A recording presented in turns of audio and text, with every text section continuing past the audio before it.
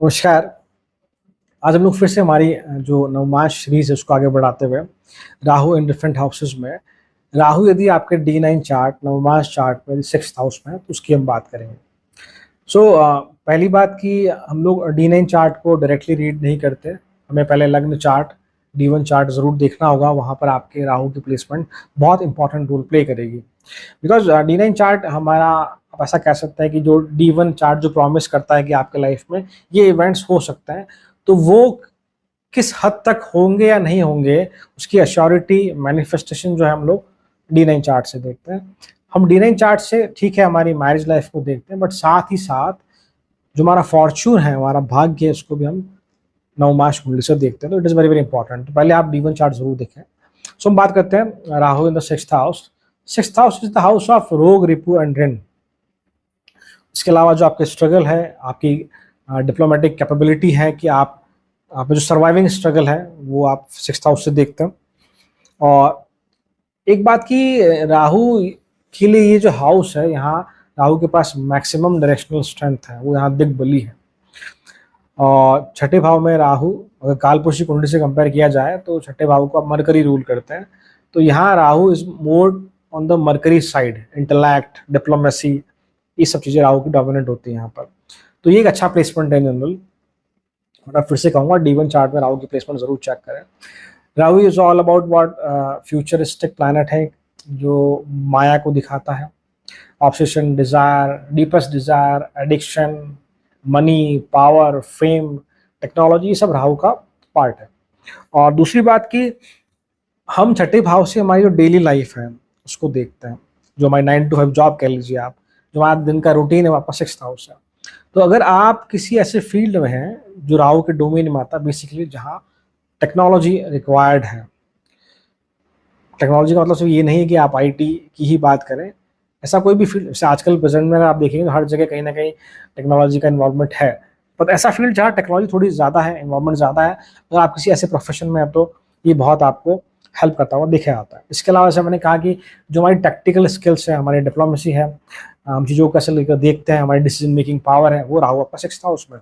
तो ऐसे किसी फील्ड में जहाँ पर हमें बहुत ज़्यादा व्हाट वी से, मतलब कि फिजिकल एक्सरसाइज की बजाय मेंटल एक्सरसाइज जहाँ बहुत ज़्यादा होती हो, जहाँ मेंटल एनर्जी बहुत ज़्यादा खर्च होती हो, जहाँ कैलकुलेटिव पार्ट बहुत ज़्यादा रिक्वायर्ड है, अगर आप ऐसे किसी प्रोफेशन में हैं तो ये आपके लिए एक अच्छा साइन है कि राहु यहाँ पे आपको हेल्प करता है। इसके अलावा एक और चीज़ की, आप दूसरों के पैसे से पैसा बना सकते हैं। मीन्स कि either you are a fund manager, financial manager, या you can become a good investor also. तो ये आप कह सकते हैं ब्रोकर टाइप जो जॉब्स है, जहाँ पर हम लोग ये काम करते हैं कि जहाँ आप कमीशन लेते हैं, एजेंट है, तो ये सभी प्रोफेशन में राहु हेल्प करता है डायरेक्टली इनडायरेक्टली डेफिनेटली। अब जैसे आपने कहा कि सिक्स्थ हाउस हमारे ऋण को दिखाता है, ऋण भाव भी है, तो आप कुछ इस प्रकार के हो सकते हैं जो अगर कोई लोन ले रहे हैं किसी पर्टिकुलर नीड के लिए तो बहुत ज़्यादा सोचते नहीं हैं। कई बार अपनी कैपेसिटी के बाहर जाकर भी आप लोन लेकर चीज़ों को करते हुए देखे आते हैं, तो यहाँ बहुत ज़्यादा सोचते नहीं, आप ऐसा कह सकते हैं। Sixth house the house of struggle also. तो राहु अगर यहाँ पर है तो ये तय है कि लाइफ में स्ट्रगल बड़े होंगे, डेफिनेट है ये।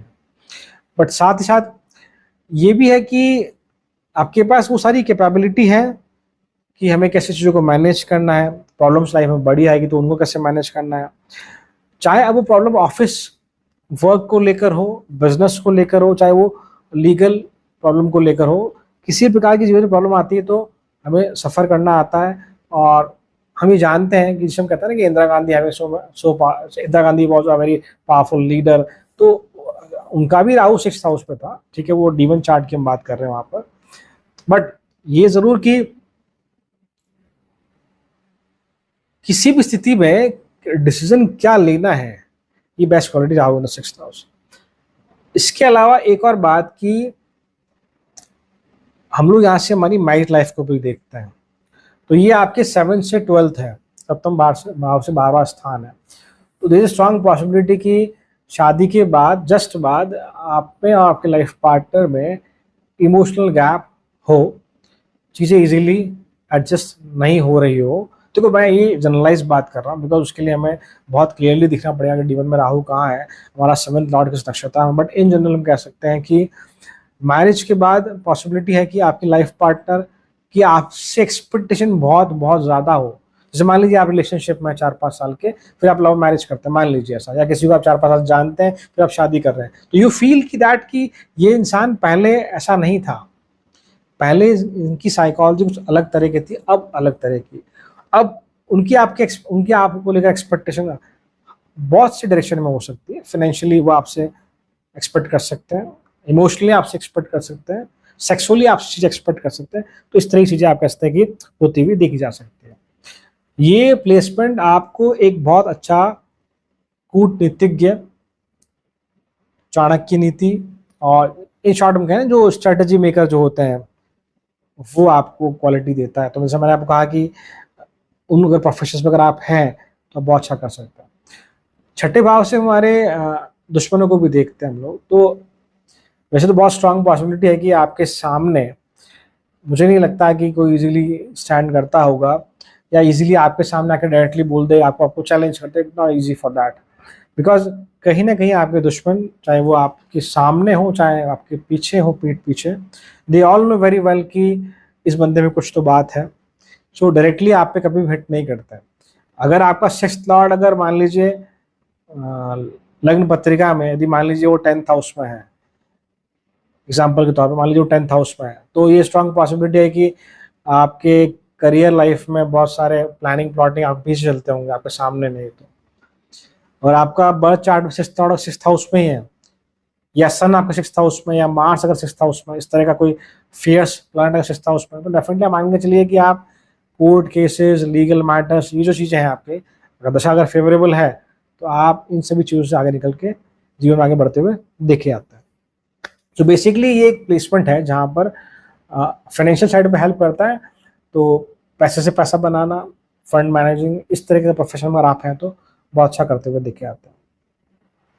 अगर मैं हेल्थ वाले पार्ट की यहाँ बात करूँ तो देखो, यहाँ एक बहुत इंपॉर्टेंट चीज़ जो है निकल के आती है कि आपको 6th लॉर्ड का जो डिस्पोजिटर है, जो स्वामी है 6th लॉर्ड का, उसे आप लग्न चार्ट में चेक करें कि वो कहाँ बैठा है।